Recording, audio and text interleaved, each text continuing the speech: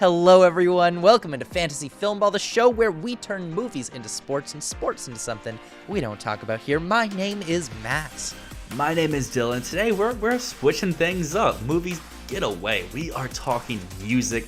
The 2024 Grammy nominations are out. We're not going to dive into every category. They had like 50 plus. That would take forever. Instead, we're doing the top three. Album, record, song of the year, giving our personal rank of all the songs and albums in each category, as well as what we think will win, and including one, two, or a few snubs that we feel that were rightfully or unrightfully left off the list. And for that, if you are new to the channel, consider subscribing down below. We usually talk movie news, but sometimes, as you see here, we switch it up a little bit. Consider a like if you like what you hear, dislike if you don't like what we have to hear. Regardless, it helps our channel grow and people stay connected. But Song of the Year, this is more for the songwriting stuff. Record of the Year is more for the production elements. So I think those are very key. Some nominations feel like they're in the wrong category to me. But they always do. Exactly. Always. The Grammys, I think, are one of the most interesting award show bodies, obviously outside the Oscars, but because there's no precursors, you never know what they're going to do. You can have an idea of what's getting nominated, and they just like, nope, we do our own thing because there's no one to influence precursors and listen to people give speeches, stuff along those lines. No, it's wild out here. Well, not just that, but it's also a weird eligibility window. So it's from October to the following September. So like a lot of the nominees are albums and songs that I think of as last year. I'm going to say, I think I probably ranted about this last year too. I don't like the Grammys. I don't think anyone does. I'm a big music guy. I listen to a ton of music. I know you do too, Dylan. We've both got our specific tastes. I'm sure our tastes line up in some places. They probably don't in others. But I think both of our tastes probably line up in how much we think that the Grammys disrespects the art of music in general. Like, at least with the Oscars, like, they're actually picking some of the best movies of the year. I always see the Grammys How is this the best? as like the best of what's popular. So you gotta at least have some sort of notoriety, some sort of sales, radio play, something like that. But like the best of that. Is it always the best? No. Sometimes they reach it a little bit down below and grab something indie, but usually it's gonna be popular people across the board, and I think this year's nominees very much echo that. I wouldn't say there's anyone outside of maybe one nomination in these three categories of an artist who I'd never heard of before. So let's dive into the Song of the Year nominations. I'm just going to read them off here beginning, and then we'll work our way up from 8 to 1 of our personal rank of these ones. We have A&W from Lana Del Rey, Anti-Hero from Taylor Swift, Butterfly from Jon Batiste, Dance the Night from Dua Lipa, Flowers from Miley Cyrus, Kill Bill from SZA, Vampire from Olivia Rodrigo, and What Was I Made For from Billie Eilish. So, Matt, what is your number 8 in this category? Okay, before that, worth noting, 2 Barbie songs in this category. 2 Barbie songs. 2 Barbie songs in this category. Go Barbie. I mean, Go Barbie. We'll dive into Album of the Year a little bit later, but to me, that makes it kind of confusing of why it's not there, but, you know, that more for that later. Anyways, my last place pick here is going to be A&W by Lana Del Rey. I do not like that song. Just in general, Lana's album, There's a Tunnel Under Ocean Boulevard, it's not her best. It's a very weak album in comparison to her other stuff. Norman fucking Rockwell is, in my mind, one of the best pop albums of recent years. And this one is just so samey. Every song blends into the next, but not in a way that's like, oh, wow. And A&W, as much as it has a strong melody for the first, like, 3 minutes, it very quickly falls into that kind of, I don't know what she's saying in there, but it's kind of more of a dancey melody. I don't know what it is. I don't like it. Also, I think it's very easy for people to be like, oh, it's a long song, let's give it an award, like with All Too Well last year. But the fact that this is 8 minutes, honestly, to me, speaks more about a lack of ability to condense the song rather than it does to, ooh, wow, she really managed to stretch that over 8 minutes. So for me at number 8, I have a song that I think makes perfect sense in Record of the Year, but for Song of the Year makes no sense at all, and that is Flowers by Miley Cyrus. I think I think her vocal performance is very good. I think the production is very good. The lyrics, though, they're super basic. There's not much depth to them. They're very baseline. And for a Song of the Year nomination, it doesn't make real sense to me. So this is by far my least favorite in the category. Every other song here, I at least see the angle of why it's here, even if maybe some I wouldn't put here. But this one just doesn't really make sense at all to me. That's why it's my 7. I also really don't like Flowers. It's one of the worst radio songs of the year in my mind. It's the one that will always be playing in the background when I'm out shopping, or, if I'm in an Uber or something and suddenly Flowers is playing. Not only is this a poor interpolation of Bruno Mars's When I Was Your Man, I think it really has like a lot of melodic similarities, a lot of performance similarities between the two. The only thing is this is sped up and it's different, but it's the same. It's clearly inspired by. I think this is a bad song, and generally, I don't know. I am a little bit confused as to why Miley has such an overwhelming presence this year at the Grammys in general. Like, I don't think she had a particularly big year. Why is she here? I could not tell you why she's here, but I could tell you why Taylor Swift is here, because she's had a massive year, and the Grammys love Taylor Swift. I like Midnights a lot. I think I'm more warm on that album than a lot of people are. However, Antihero, as a Song of the Year nomination, doesn't really make sense to me. You pulled from Lana for another song from her album. I think a lot of the other songs of Midnights could fit this Song of the Year one. Even using Snow on the Beach that has Lana Del Rey on it would be a better one to me, but I think you could pick 5 or 6 different ones. And you can even pick one that's really popular. I mean, Mastermind's there, Karma's there, Lavender Haze, even though something that's poppy but also having good catchy lyrics in it as well. I would go with those over Antihero, but Antihero is not a bad song at all. I think it very much deserves its other nomination here. Song of the Year, though, would be on the outside looking in for me. Anyways, my number 6 here is Jon Batiste's Butterfly. This is it's a pretty little song. It feels a little insignificant. It doesn't really feel like a song that has a ton to say. It's just a lullaby. It's cute. Now, to go a little deeper into it, it does sound a little bit like a tribute to his wife, who was suffering from cancer during the writing and production of this album, World Music Radio. But the song itself doesn't speak too much to that. It doesn't sound exactly like he's saying that. It just sounds a little bit like he could if you want to reach. It's cute. The melody's nice. The lyrics are a little basic. I don't know what else to say. It's a fine nomination. I'm sure that they could have done better. From this point on, I basically understand or like the rest of the nominations here, but number 6 is Kill Bill from SZA. I really like SZA's last album, Control. This new album, I'm just kind of whatever on. I think there's good moments. I think there's bad moments. Kill Bill is a song when it first came out. I liked it a lot. But as you mentioned, Grammy window is so long. Kill Bill came out almost at the beginning of the last window. And at this point, I'm like, this song's old. I've heard it too much. There's other songs in that SZA album I like a little bit more. But it's not a bad nomination at all. Anyways, my next pick here is Dance the Night. This is a fun track. Honestly, no problems with this. I do think this would have been a better fit in Record of the Year, because what I think is special about this is the production, Dua's vocals, the sort of shimmery vibe, the timbre of the strings in this are really, really great. As a song, I mean, what is she saying? It's just dance the night away. Mm-hmm. We can dance, dance the night away, dance the night away. Like, it's not a substantial song. It's a dance party anthem. That to me feels like something we should be celebrating less about the writing and more about the instrumentals, the performance. So yeah, I'm a little confused about that nomination. I do think this should be in Record instead. Butterfly is one that you touched on a little bit later. I mean, I just saw the documentary American Symphony that's about what, like you talked about, what the song is kind of hinting at without being overt, and I connected with it a little bit more. I fully get all of your reasons as well, because I feel like without seeing the documentary, I'm like, oh yeah, it's just a lullaby type song, but putting context clues together, I'm like, okay, it has a little bit of deeper meaning. I can see like the songwriting as well. I'm a big fan of John Baptiste, so his voice also elevates the song a little bit as well, and the melodies. But again, those kind of more fall into the other category. But the song that made it over there, I know we're going to be complete opposites of one, so we'll save that for later. But Butterfly is one where I think it's very solid in here, but it would not be towards the top half. Right here, it's basically in the middle. One snub, though, that I want to hit on at this moment, because Butterfly is kind of in that lullaby feel, would be Lift Me Up from Rihanna, which is another lullaby type song.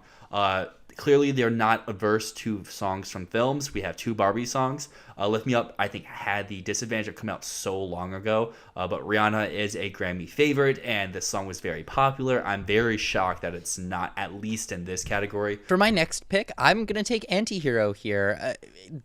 You gave it your number 7. I would actually say, while I don't love the melody of this song, while I don't find it to be the most catchy, the lyrics are poignant. They are very well written. Reading along with it, the choice of words, she's putting a lot of thought into what she's writing here. I honestly think that this works better to read the lyrics than it does to listen to the song in general. And that's kind of what I see this category as, not just about the melody, but also about the poetry of it. And Antihero is a very well-written song. I don't love the melody, like I said, but to me, this makes sense in Song of the Year. Following that up, I have one that we were completely opposite on as well, being A&W from Lana Del Rey. Basically, everything you mentioned earlier kind of works for me. I'm a sucker for a long song. I'm a sucker for a song that has multiple parts to it, different feels, different vibes. This is another song I feel like could work in Record of the Year as well, but that's just where these 2 categories are very blurred. But for me, it's in that same range as Butterfly and my number 3 of I like them. They're not my favorites, but I get why they're here, and I like that they're here. I don't think Kill Bill has great lyrics. I mean, they work for what it's trying to do, but what it does have is one of the most infectious, catchy, creative melodies of the year. So to me, that's enough. I think it does the job that it's trying to do by playing this sort of character, this sort of almost vengeful ex in it that is not literally SZA, but she's playing a character well in the song. It's not amazing lyrics. I don't know if I'd put it in a songwriting category, but the melody is exceptional. The next 2 for me, I completely agree with being here. The rest, I'm like, I could drop it. Dance Tonight is basically a lot of what you just said about Kill Bill works for me for Dance Tonight. I think this is the catchiest song that is in this category. Anytime I hear this song, I can't help but sing along. Does it have the best lyrics? Not really, like you talked about in your section as well, but I just really think it knocks out of the park for the catchiness, the sing-along factor, which is a part of songwriting. You don't always have to be deep, metaphorical, lyrical, stuff like that. If you make something that people want to just hum along to, move along to, it works here. But I also do agree that this would be much better in Record of the Year. Oh, yeah, totally. My second place is What Was I Made For by Billie Eilish. This is the emotional core of Barbie. It is a beautifully written song. Honestly, most years, this would probably be my number 1 in this category. It's got a beautiful melody, a great performance from Billie Eilish, but that's not what we're talking about here. We're talking about her songwriting, which is exceptional as always. Like I said, the melody is great, and those lyrics are so personal. They're so delicate. It's beautifully written. I totally agree with that here, and it's my prediction to win this category. My number 2 is your number 1, and that is Olivia Rodrigo's Vampire. I think this song is very well written. It progresses over the course like A&W does, but does it a little bit better. And yeah, I just think this is a basically great song. I know when we first heard the song a while ago, I was like, I don't know, but it's grown on me over time. I still think Bad Idea is my preferred of the 2, but that's not a Song of the Year. That would be more of a Record of the Year song. Vampire, I think, works perfectly here in Song of the Year. And kind of like you said, for What Was I Made For, if this was another year, I could see Vampire being my number 1. And Vampire is my number 1 because I think this is one of the best pop songs in years. I don't know what happened to me this year. I just became a full-on Olivia Rodrigo Welcome fan. to the club. I didn't like Sour. one bit. I thought Driver's License was basic. I thought it was just a bit of an imitation of other artists. Like, it was taking stuff from Avril, it was taking stuff from Billie Eilish, it was taking stuff from so many sources. Didn't feel unique or new. I felt the opposite about Guts. Every single song felt fresh, it felt authentic and raw, and Vampire is one of the best constructed pop songs I've heard in years, where every single verse feels like it builds and builds and builds, going from a ballad to this just booming pop anthem. I love it. And the other thing that makes it so special to me is how every verse reinvents itself musically, and how it just charges along. It's to me impossible not to just sing along with this, to belt in the shower to this song. But yeah, this is so authentic, so raw. But my number one is a song that I also believe is winning this category. It's What Was I Made For by Billie Eilish. I think when you look at a songwriting perspective, this is by far head and heels above the rest of the competition here. I don't know. This is a song where I think in any mood, it just captivates your attention. You can be energetic, you could be sad, you could be whatever. This song just hits the bill every time. And I do agree, it kind of be lame if Billie Eilish wins 3 of these in like 4 years. But hey, if you just put out the best stuff, then what can you really do about it? Yeah, everyone else should just be better. Yeah, exactly. And talking about being better, record of the year, let's just dive into this. Our nominees here would include Worship by Jon Batiste, Not Strong Enough by Boy Genius, Flowers by Miley Cyrus, What Was I Made For from Barbie and Billie Eilish, On My Mama from Victoria Monet, Vampire by Olivia Rodrigo, Antihero Taylor Swift, and Kill Bill SZA. We have a lot of correlation from Song of the Year, which I'll dive into here in a little bit, but I'm just going to dive into my number 8. When we're talking Record of the Year, that's about production and stuff, we have On My Mama here, which overall as a song isn't awful, but the production, there's nothing about that really speaks to me like, oh, this is a best produced song of the year. The beat, the orchestration of it all just sounds like any other typical rap song, and I feel like there's a lot of other ones you could have pulled from. I mean, Boy's a Liar from Pink Panther's Ice Spice, I feel like it's infectious with its bubblegum type pop rap, and in your ears, you never want to stop listening to it. And then, as we both talked about, Dance the Night from our Song of the Year category, the little bells and whistles the song does with the Barbie cues just feel so perfect, so inspired, and is a real big head scratcher for how it didn't make it into this category when it made it into the other. Some songs make sense for making it to both, like Vampire, like Antihero, I guess. But like other songs, I'm like, how are you making it into both? Which we'll dive into some of those here in a little bit. On the other hand, my last place here might have good production. And I know that's the criteria for this category, but I don't care if your production's good if the song is doing absolutely nothing for me. It's Worship, Jon Batiste. This song is so cheesy. It is just, I feel like I've heard this type of thing a billion times. And yes, Jon Batiste is a virtuosic talent on the piano. That does not matter if what you're doing is cliche as shit, dude.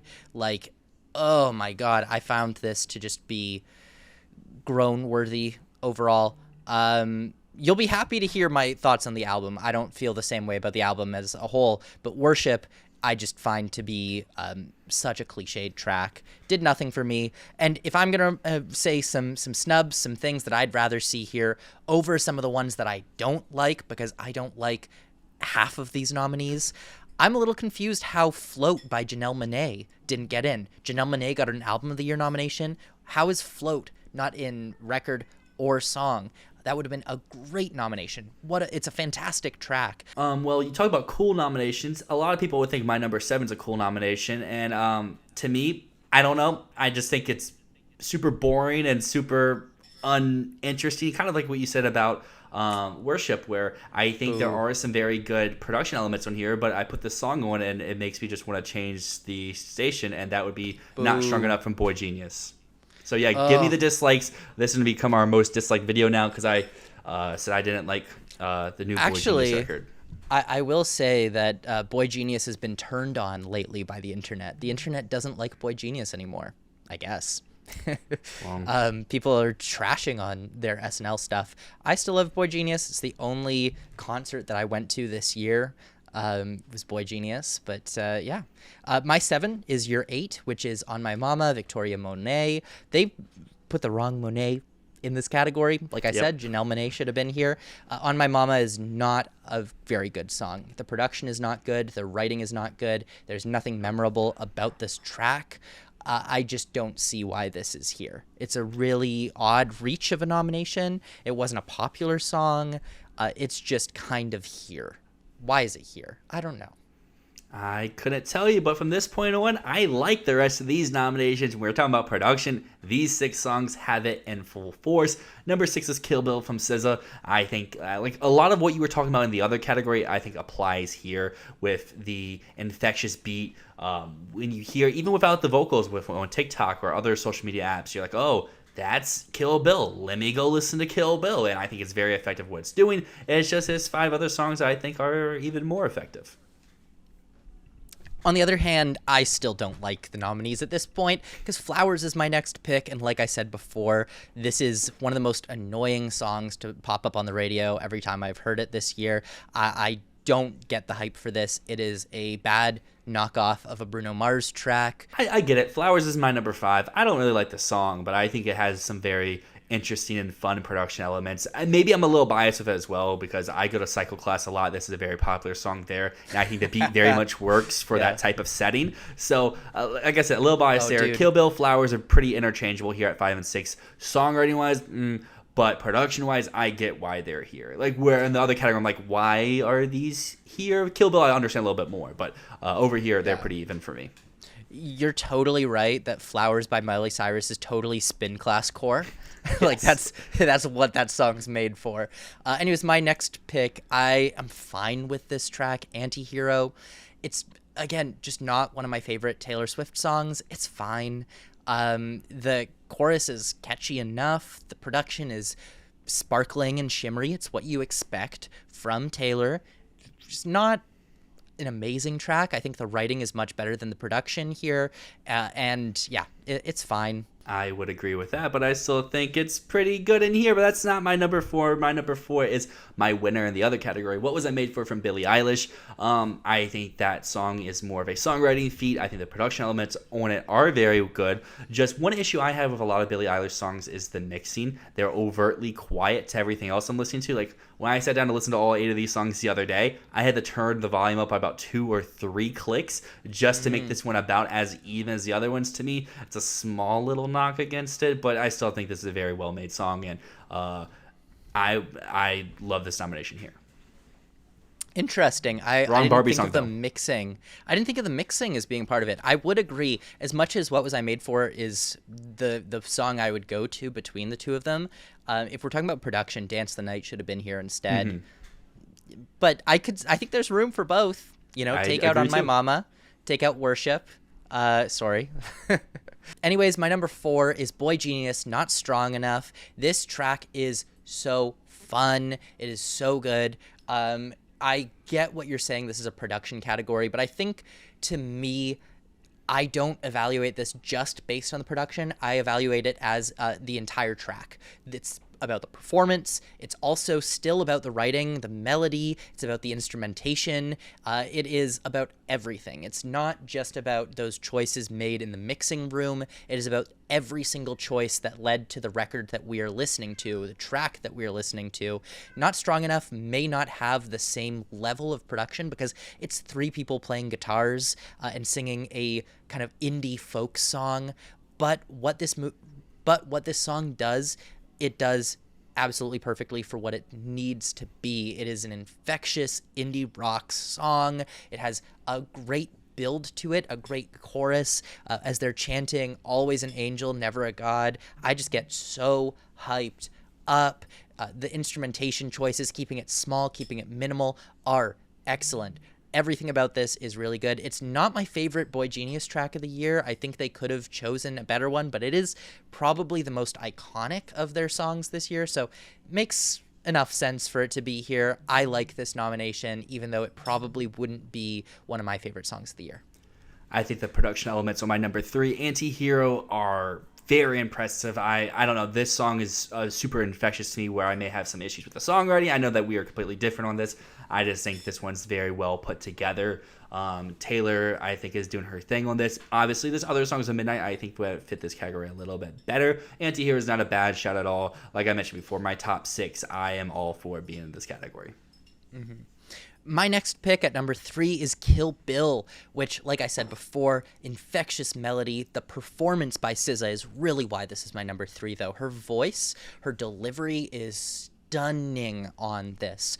The way that she kind of goes up into her upper register as it kind of goes through that beautiful melodic, everything about this track I think is fantastic.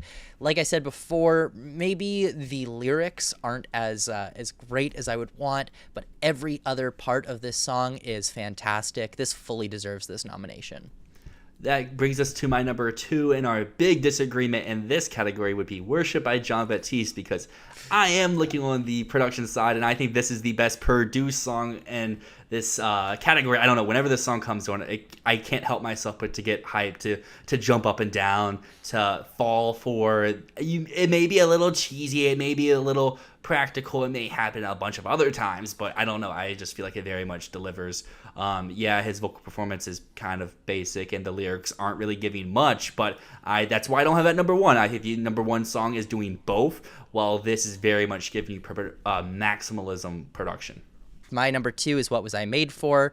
Yeah, maybe the production of this isn't amazing, but the performance is. They kept it really simple with this. They let Billy shine. They have a nice melody that goes throughout this, and the choice to just kind of play it with the piano and kind of have that build throughout. The way that is used as a leitmotif through the movie Barbie as well is probably kind of tainting how I feel about it, because I think it's beautifully used throughout Barbie as a recurring theme, but in the song itself, so well done. This is one of my favorite tracks of the year overall. I think it would be in my top 4 tracks overall, and I'm totally happy with it being here, even though it doesn't have maximal production. Speaking of a song that does have maximal production, that didn't get nominated but would be the rightful winner if it was here, you talk about the Grammys not being cool enough to reach. Well, they'll never reach for Vestumer, but Gaza Circle, I think, is the best produced song and the best record of the year as a whole. But Vampire is my number 1 in the category. It's also what I think will win the category. And this song, everything I talked about in the other category, also applies here. I love the progression, and I love the mixing on this song. I may have complained a little bit about Billy, but here I think it works because it's meant to start off a little bit quieter. You're supposed to be falling for, and then as the song progresses more and more, it keeps building, it keeps getting grander and grander, and I think this is one of, I would have really liked to see Olivia Rodrigo walk away with something for Sour. Maybe I would have picked a different song to submit, but I will be very happy if she wins here. It could kind of be like a 2-for-1 type of award. I also think Vampire's winning, and it is also my favorite in the category. Everything I said last time about the songwriting carries through here. The build-up is what makes this song so special. The way that it reinvents its melody every single time, the way it reinvents its rhythm, it grows and grows and grows. And to me, this is my favorite song to listen to at full volume on my headphones. I will blast it over and over and over. The production is so juicy and creative and fun. I love it. I think it's winning. I hope it does. And now that brings us to our final category that we're diving into, Album of the Year, and our 8 nominees, which all of them but one appear in one other category of these main 3. Kind of weird. But World Music Radio, Jon Batiste. The Record Boy Genius. Endless Summer Vacation, Miley Cyrus. Did you know that there's a tunnel under Ocean Boulevard? Lana Del Rey. The Age of Pleasure, Janelle Monáe. Guts, Olivia Rodrigo. Midnight's Taylor Swift. And SOS by SZA. And yeah, Janelle Monáe in for Album of the Year. Nothing else. To me, that's a little weird, but it's not the first time the Grammys have done this. It seems like that happens every year. And honestly, she should have been in more categories, but it's weird that it seems like she just kind of squeaked in here. At the same time, it's also weird that she is here because that album got critically destroyed and it didn't commercially perform well either. So it's a little bit weird that it's here. I think it's a heavily underrated album. So I'm happy to see it here. I would have never predicted it to show up in Album of the Year. I'm a sucker for albums that flow together that sound like one long song. This is that. Did I think this was Dirty Computer? No, but that doesn't mean that this wasn't a good album on its own right. It's just, to me, it just shows that the industry really does love Janelle Monáe and makes that Oscar snub last year even more kind of confusing. But I let us off last time. Matt, dive into what your number 8 album is. For sure. But before that, I just want to say, of these 8 albums, 3 of them would be what I would consider good albums. Okay. So 5 of them I'm mediocre on. I don't dislike any of them, but the majority of these albums are 6 out of 10s for me. Whereas, number 1 is a 9, and number 2 and 3 are both 8 out of 10s for me. So I'm going to put forward a few albums that were eligible that I would put here instead. My favorite album of the year is not eligible. It was released in October. That's Javelin by Sufjan Stevens, but that's not eligible, and even next year it will not get nominated anyways, very sadly. Anyways, some albums that are eligible that should have been here and are not: Blue Rev by Always. Another amazing indie album is Everything Harmony by the Lemon Twigs. Praise the Lord Who Chews But Does Not Consume by Eves to More. It's just my opinion. Doesn't really matter. Anyways, my last place pick for album of the year is Midnight's Taylor Swift. This is Taylor's most boring album yet, I think. There's really nothing to chew on here. I like it better than Reputation, but Reputation at least feels like it's trying something. Midnight's just feels really bland. There's nothing to offer. The songs blend into each other, and not in a fun way like with The Age of Pleasure. They blend into each other in a way where I'm like, I genuinely could not tell you one song from the next. Yes, this is Taylor's biggest year ever. She put out both Speak Now, Taylor's version, and 1989, Taylor's version, and Eras Tour, but Midnight's is mid. We just talked in a video recently about David Fincher and The Killer coming out and how it's good, but it's on the lesser side of Fincher, and that's kind of how I feel about Midnight's as well. It's not my number 8 though. I still enjoy it, but it's definitely nowhere near the top of Taylor's discography. My number 8 is going to be Endless Summer Vacation by Miley Cyrus. I think this has a few good songs, but as an album as a whole, it's pretty dookie, so I would boot this one out. So to replace that, there's a few snubs here. I mean, obviously we have the Barbie album. It's in record, it's in Song of the Year. It's just the Academy doesn't really like album of the year being from a movie. Yes, they nominated the Black Panther one, but Kendrick was really promoting, hey, this is a Kendrick Lamar project, not a Black Panther project, even though it was a Black Panther project. But, that's neither here nor there. Barbie, feel like it could have been in here, and taking some more reaches here, we have Travis Scott's Utopia. I thought this was the best rap album from this eligibility window. I'm a big believer for album of the year, you need to have more than just pop, which we kind of don't really have this year. So I think that you should have other genres into this category. While I'm not a major country fan, Morgan Wallen and Zach Bryan sold a lot of records, got good critical reception. Maybe you could find room for one of them. And then I know, at least in our server, a lot of people are talking about, the Foo Fighters album, it continued to win the award. Foo Fighters. It got no nominations in this category. So those are just some there. And then you mentioned some good ones down below. Praise the Lord is one I really like, but the Grammys would never touch that in any of these above the line categories. I couldn't tell you either. My number 7 is Did You Know That There's a Tunnel Under Ocean Boulevard by Lana Del Rey. I talked about this before. I think this album is boring as hell.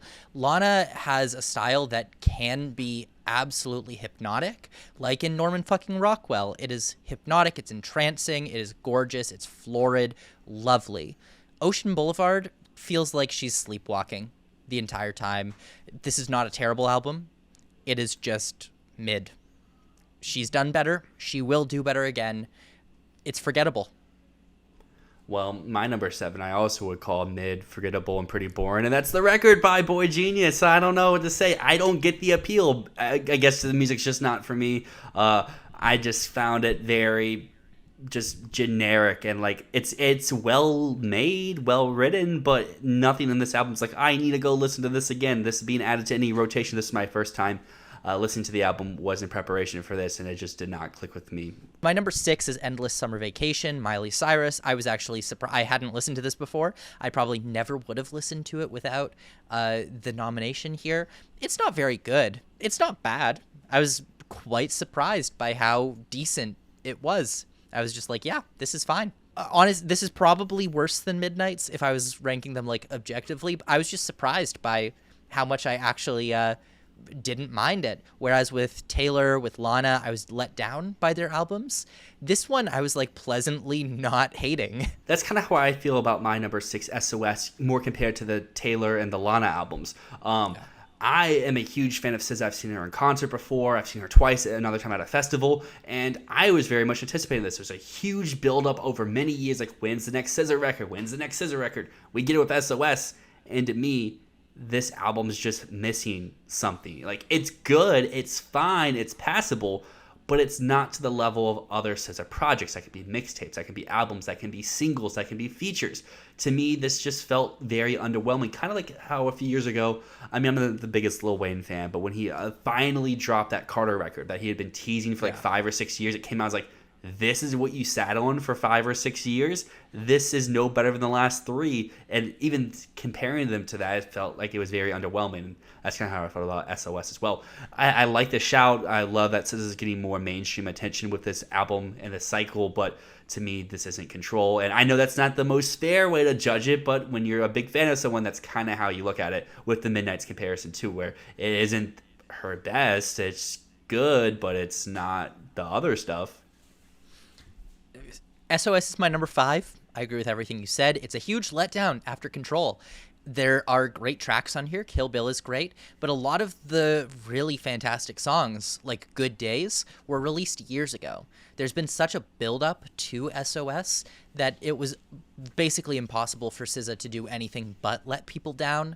Speak about blending but not blurring, that's my number 5 with the Lana record. I fell for this album's wavelength, its vibes, its stuff. Norman Rockwell, I think, is a great album. I think this one's very solid, it's very good. It's obviously not that, but I still think this is a lot better than how you were describing it earlier. I wouldn't say like, oh, this needs to be in this category, but with our nominees here, I think it fits very, very well in this like 4, 5, 6 range of little bit of a step down from your last project, but still solid output. You're going to be happy that World Music Radio is my number 4. It is not as bad as I expected it to be. I did not like Jon Batiste's We Are.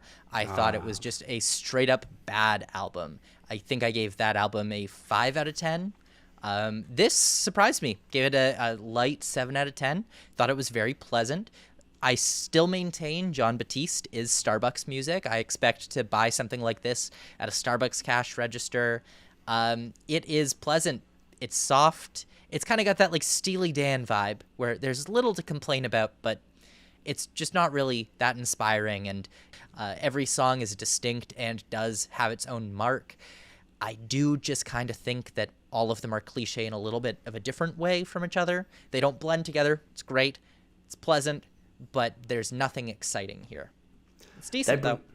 That brings us to my number 4, being The Age of Pleasure by Janelle Monáe. As I mentioned before, I love albums that flow together. Albums that seem like they're one long song. This album does that to a T. I don't think this hits the highs of Dirty Computer, but it still promotes some very good tracks, some good outputs. There are some stinkers on this album, but there are some really good songs. And to me, that puts you right in that 4 range where I'm like, I wish we could cut the stinkers and add maybe another song or two so you're not under 30 minutes long. But this album also feels too short while having some stinkers on it. So, because like, I don't know, it just started and ended so quickly. I'm like, I feel like there should be more, but obviously it's one cohesive thought, one cohesive listen, melody, stuff along those lines. I have Age of Pleasure at number 3, and I would disagree. I don't think there are really bad songs on here. It's a much breezier project to what Janelle Monáe normally does. Like, Dirty Computer was this huge conceptual piece about America, and The Age of Pleasure is literally just Janelle Monáe being like, fuck it, let's party and have fun. But there's a place for both of those. There's a place for Dirty Computer, huge conceptual pieces where she's putting out music that sounds like Prince and just, you know, going over the top, just doing insane conceptual work. And there's also a place for Janelle Monáe being like, we are humans, let's just have fun and party and just appreciate who we are. They are really doing some fun stuff on here. Is it a smart album? Not really, but it doesn't need to be. It's not trying to be. And Janelle Monáe is a smart person. I just had a blast with this album.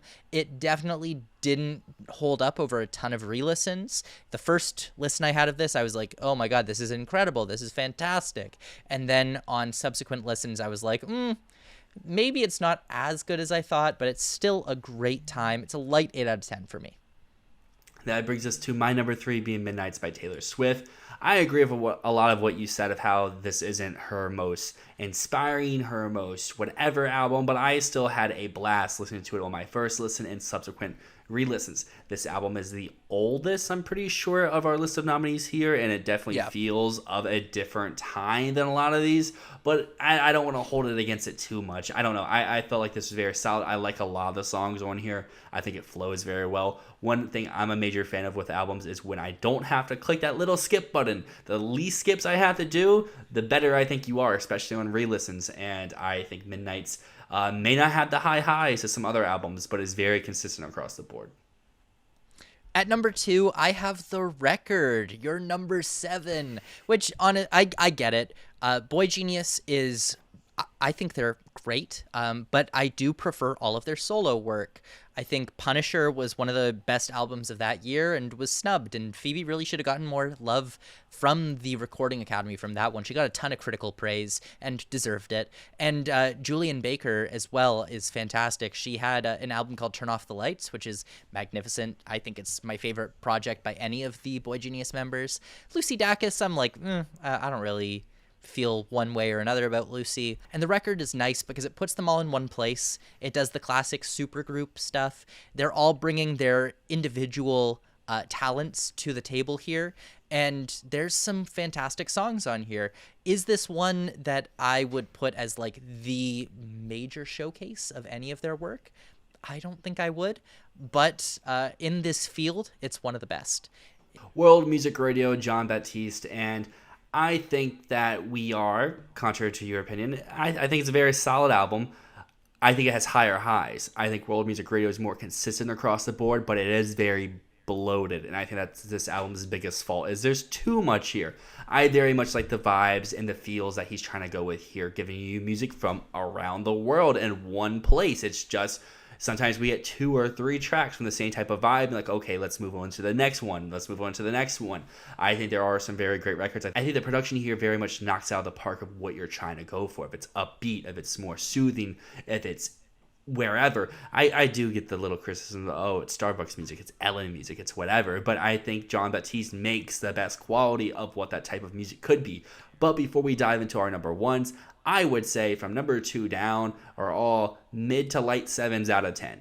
I think there's one great album here and everything else is kind of whatever. World Music Radio would say is a light 7. Midnight's light 7. Age of Pleasure, Ocean Boulevard, I could go with 7 or 6. SOS and Down, 5s, whatever. So that brings us to the last one. And this is my prediction to win right now. I do think there's a chance for Boy Genius to take it. Maybe. I kind of doubt it.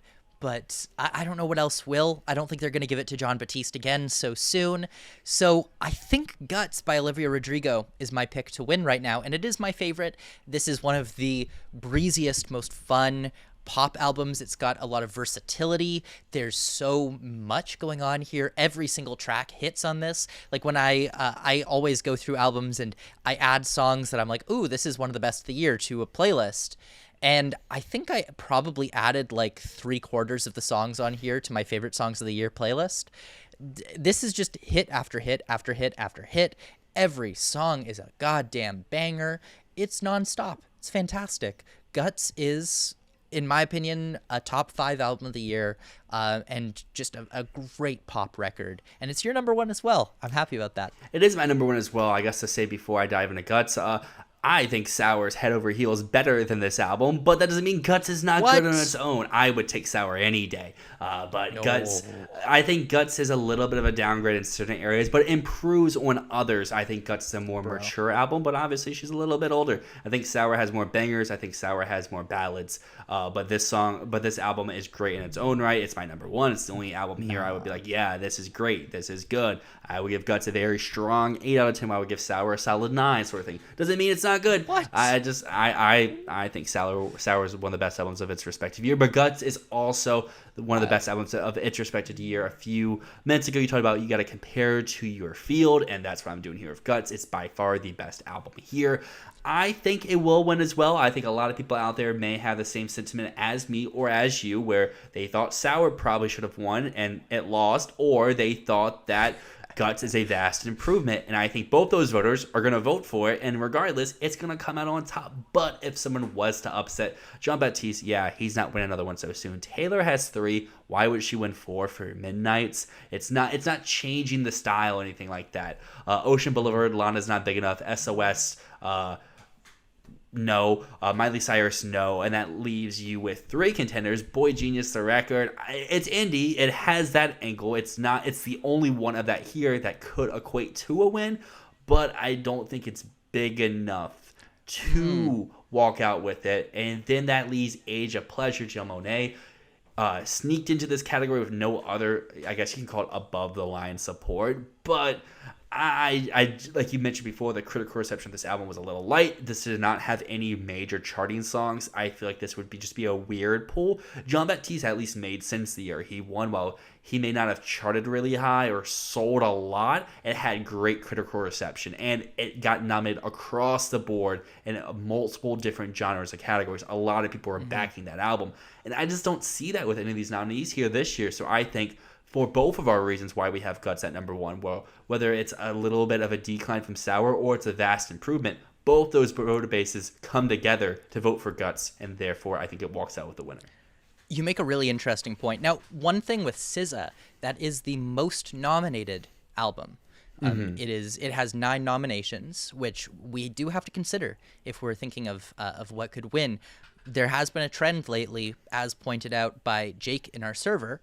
There's been a trend at the Grammys that they give Best Album of the Year to the record with the most nominations. That is a good point. SOS does not feel like a winning album to me. You know, even with albums that I don't love, like We Are by Jean-Baptiste, I get it. Well, if you made it this far into the video, make sure you drop us a like, drop a comment. What do you think about these nominees? Should we do more music content here? I don't know. Maybe. It's a movie show, but we can talk music sometimes. Anyways, thank you guys so much for listening. And as always, my name is Matt. My name is Dyl, and this is Fantasy Filmball.